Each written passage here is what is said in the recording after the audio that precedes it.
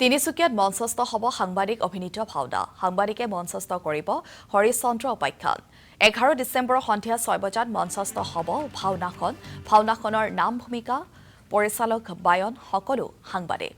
তিনিচুকীয়া জিলা সাংবাদিক সন্থাৰ সোণালী জয়ন্তী সমাৰোহ আৰু ৪বিংশতম দ্বিবাৰ্ষিক অধিৱেশনৰ উপলক্ষে এই ভাওনা প্ৰদৰ্শন আৰু এই সন্দৰ্ভত ৰাণাজ্যোতি নেওগৰ এক প্ৰতিবেদন আপোনালোকৰ মাজত লৈ আহিছোঁ।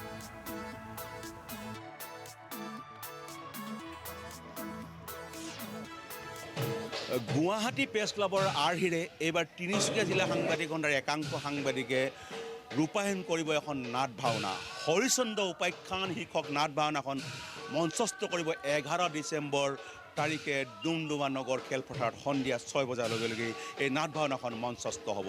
ইয়াৰ উপলক্ষ্য তিনিচুকীয়া জিলা সাংবাদিক সন্থা 1975 চনত প্ৰতিষ্ঠিত তিনিচুকীয়া জিলা সাংবাদিক সন্থাই বৰ্ষৰ জোৰা যি সোণালী জয়ন্তী কাৰ্যসূচী ৰূপায়ণ কৰি আহিছে এটা সামৰণি অনুষ্ঠান 9ৰ পৰা 13 ডিচেম্বৰ তাৰিখে 5 দিনে বিস্তৃত কাৰ্যসূচীৰে ডুমডুমা নগৰ খেলপথাৰত ডুমডুমা প্ৰেছ ক্লাবৰ আতিথ্য ডুমডুমাবাসী ৰাইজৰ সহযোগত আয়োজন কৰিবলৈ লৈছে। আৰু এই উপলক্ষে 11 ডিচেম্বৰ তাৰিখে ডুমডুমা নগৰ খেলপথাৰত মঞ্চস্থ কৰিব এখন সাংবাদিকে নাট ভাওনা হৰিশ্চন্দ্ৰ। ইয়াৰ আখৰা চলি আছে। মই উপস্থিত আছোঁ কাকপথাৰত আৰু এই কাকপথাৰ নামঘৰত ইয়াৰ আখৰা চলি আছে। মই সামগ্ৰিকভাৱে দেখুৱাইছোঁ কি ধৰণে আচলতে আখৰা কৰি আছে। মই আখৰা কৰি আছে ইয়াৰ সামগ্ৰিকভাৱে মই আপোনালোকক দেখুৱাই আছোঁ কি ধৰণে ইয়াৰ আখৰা কৰি আছে। আচলতে এটা কথা উল্লেখ কৰিব বিচাৰিছোঁ যে সাংবাদিকসকলে এটা কৰ্মব্যস্তময় জীৱনত সদায় থাকে। তেওঁলোকে সদায় জীৱনৰ প্ৰতিটো মুহূৰ্ততে ব্যস্ত হৈ থাকিব লাগে, সজাগ আৰু সচেতন হৈ থাকিব লাগে। কিন্তু তাৰ মাজতো সাংবাদিকসকলৰ নিজস্ব তেওঁলোকৰ প্ৰতিভা আছে বা তেওঁলোকেও নিজৰ সৃষ্টিমূলক যিখিনি কাম কাজেৰে আচলতে উজ্জীৱিত হৈ আছে। আৰু ইয়াৰ উদ্দেশ্য লৈ আচলতে তিনিচুকীয়া জিলা সাংবাদিক সন্থাৰ একাংশ সাংবাদিকে এই ধৰণে এখন নাট ভাওনা মঞ্চস্থ কৰিবলৈ লৈছে।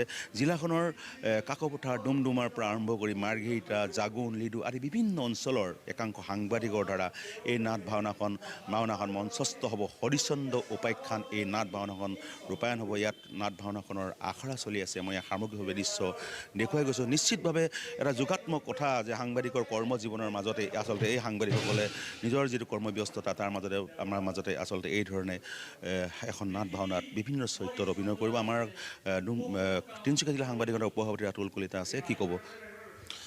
হয়, নিশ্চিতকৈ এই 2025 বৰ্ষটো আমাৰ তিনিচুকীয়া জিলা সাংবাদিক সন্থাৰ বাবে এক গৌৰৱৰ এই বৰ্ষ। যিহেতু আমাৰ তিনিচুকীয়া জিলা সাংবাদিক সন্থা 1975 চনৰ 30 নৱেম্বৰত জন্মগ্ৰহণ কৰা এই সাংবাদিক সন্থাটো ইতিমধ্যে 50 বছৰ গৌৰৱিছে। আৰু এই বৰ্ষতে আমাৰ যি 50 বছৰ সম্পূৰ্ণ নোহোৱা এটা কাম, যি আমাৰ স্থায়ী কাৰ্যালয় ইতিমধ্যে নিৰ্মাণ হৈ যোৱা 30 নৱেম্বৰ তাৰিখে ইয়াৰ সম্পূৰ্ণ হৈ উঠিছে। আৰু এই আধাৰশিলা এই যি আমাৰ অফিচ নিৰ্মাণ কৰাৰ বাবে আমাৰ সাংসদ পবিত্ৰ মাৰ্ঘেৰিটা ডাঙৰীয়াই আমাক তেখেতৰ অৰ্থ আগবঢ়ালে, পুঁজি আগবঢ়ালে, এই মঞ্চৰ পৰাই তেখেতক আমি ধন্যবাদ জ্ঞাপন কৰিছোঁ। আৰু আমাৰ এই অফিচ নিৰ্মাণৰ পৰা আদি কৰি এই যি সংগঠনটো এই আগবঢ়াই নিয়াৰ ক্ষেত্ৰত সম্পূৰ্ণ এই যি অফিচ আজি কাৰ্যালয় আজি আমি পাবলৈ সক্ষম হ'লোঁ, এই ক্ষেত্ৰত আমাৰ জিলা সাংবাদিক সন্থাৰ আমাৰ সম্পাদক ৰাণাজ্যোতি নেওগলৈ এই মঞ্চৰ পৰা আমি ধন্যবাদ জ্ঞাপন কৰিছোঁ।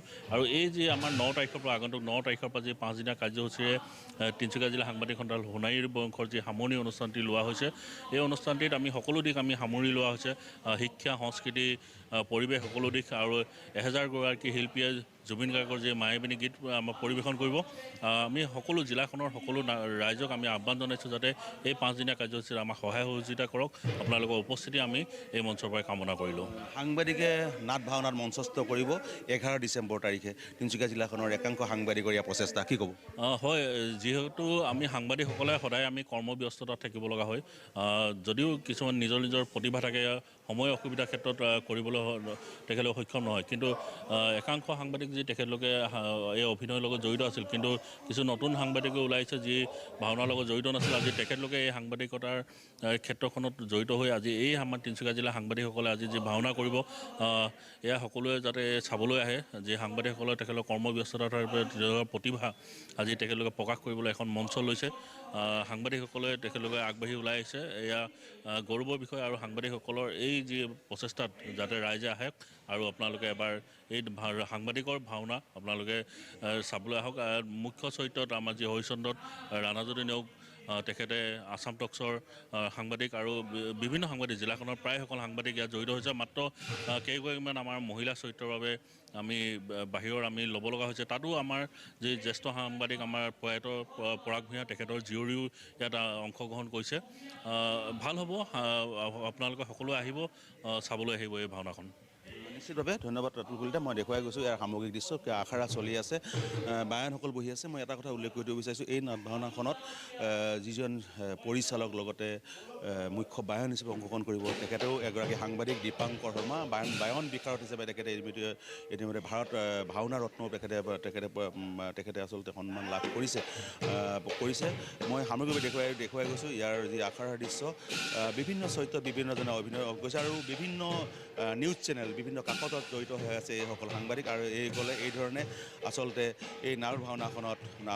বিভিন্ন চৰিত্ৰত তেওঁলোকে ৰূপায়ণ কৰিব আৰু নিশ্চিতভাৱে এটা আশাৰ প্ৰিয়দক খবৰ যে তিনিচুকীয়া জিলাৰ যিসকল সাংবাদিক এই সাংবাদিকসকলে এদিন একত্ৰিত হৈ এই এখন নাট ভাওনা মঞ্চস্থ কৰিব সেয়া নিশ্চিতভাৱে আশাপ্ৰদক খবৰ আৰু আমি আখৰা দেখুৱাইছোঁ আচলতে জিলাখনৰ বিভিন্ন প্ৰান্তত এই আখৰা চলিছে আৰু আজি আচলতে কাকপথাৰত এই আখৰা চলিছে আসাম টক্স আপোচবিহীন অসম কণ্ঠ